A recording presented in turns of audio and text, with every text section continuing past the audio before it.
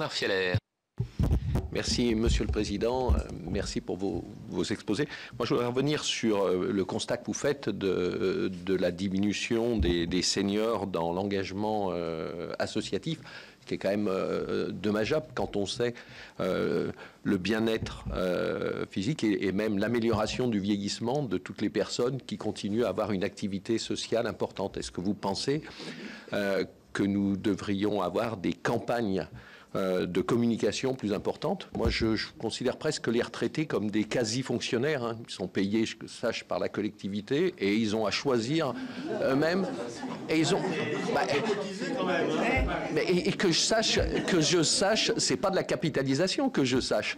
Donc, ils sont payés par la collectivité, oui, malgré tout, des gens, mais je le remets pas du tout en cause, mais je pense qu'ils ont effectivement une rémunération et qu'ils peuvent choisir la fonction presque la fonction publique qu'ils peuvent remplir. Certains seront présidents d'associations, d'autres sont carrément des comptables quand ils sont trésoriers, d'autres font du travail administratif quand ils sont secrétaires. Il y a beaucoup de choses comme ça, mais c'est malgré tout, si on veut bien regarder objectivement, c'est une forme de quasi-fonctionnaire. Et c'est cet engagement, moi, je pense, qui est plutôt favorable pour leur santé, qu'il faut encourager. La deuxième chose, c'est on sait qu'il y a aussi des associations dont les dirigeants sont peut-être bénévoles, mais ont de tels avantages. Quand on voit un petit peu les règlements de compte et les rivalités et les compétitions, on s'aperçoit que de temps en temps, il y en a certaines associations qui sont pas abandonnées. Et celles-là, elles ont plutôt une image, au contraire, négative pour l'engagement bénévole, vraiment, dans les associations.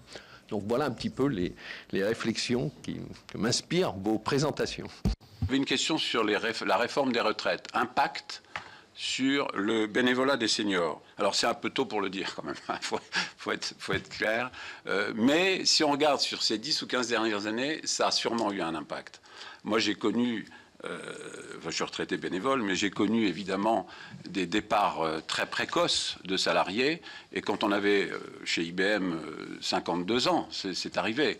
Ben, on veut se rendre utile. Et ça répond à votre préoccupation, monsieur. Vous avez raison. Quand on est retraité précoce, bien sûr qu'on veut rendre à la société, et c'est tout à fait logique. Donc, il y avait sans doute plus de candidats de ce fait. Alors, l'allongement de l'âge de départ à la retraite, c'est quelque chose qui va faciliter finalement le bénévolat des seniors, c'est clair. Ne serait-ce que parce que, oui, j'ai beaucoup donné finalement dans ma vie professionnelle, et c'est le moment de me reposer. Donc, est-ce que les associations m'offrent quelque chose? Et donc, c'est peut-être aux associations aussi de se poser les questions. Est-ce qu'il ne faudrait pas, finalement, rendre les missions plus attractives, répondre aux attentes?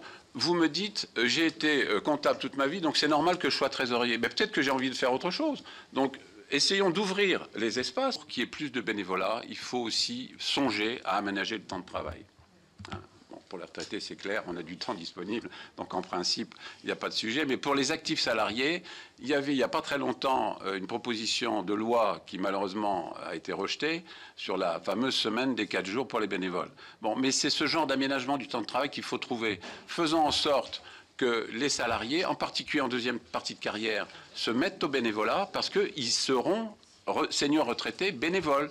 Hein, si vous avez commencé dans l'entreprise, et les salariés, ils le demandent, ils sont en quête de sens. Donc faisons en sorte qu'on aménage davantage le temps de travail. Et ça peut passer, pourquoi pas, par la loi. L'article 4 y concourt, hein, avec je fais dans ma déclaration de performance extra-financière, je dois reporter ce que je fais en termes de promotion du bénévolat en tant qu'entreprise, mais qu'est-ce que je fais au-delà aussi en termes d'aménagement du temps de travail? Et ça, c'est des accords d'entreprise qui peuvent intervenir, et nous les demandons, ces accords d'entreprise. Faisons en sorte que les partenaires sociaux et les employeurs se mettent autour de la table pour dégager du temps, libérer du temps aux actifs salariés pour qu'ils se mettent au bénévolat. Et je vous garantis qu'on arrivera, quand ils seront seniors, ils réfléchiront non seulement à leur utilité sociale, mais ça leur fera du bien à eux-mêmes. Voilà.